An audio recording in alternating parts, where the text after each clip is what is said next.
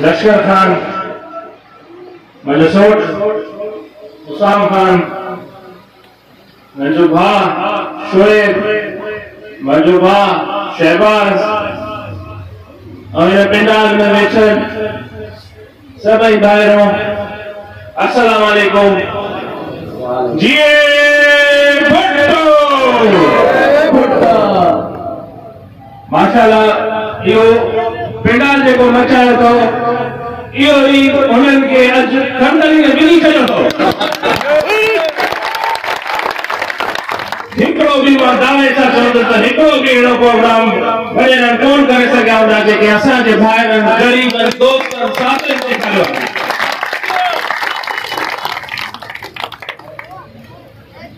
तहां मां गदा कौन बीठो आहे इते साईं हुसैन शाह जो नुमाइंदो, इते नवाब सरदार खान जो नुमाइंदो, उन खां मथां इते पाकिस्तान पीपल्स पार्टी जो नुमाइंदो, और इते मां जेको तव्हांजे शहर में आयो आहियां तव्हांजी ख़िदमत करण लाइ पंहिंजे दोस्तनि ॿाहिरनि जी ख़िदमत करण लाइ असां सभु गॾु थी हिते बीठा आहियूं हिकिड़े वॾे जे साम्हूं जेको पंहिंजो भाउ मिस्किन थी आहे।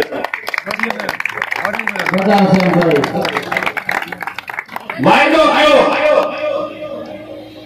12 बजे 1 बजे 26 तारीख़ ते वो घर वञी वेहनि इंशाअल्लाह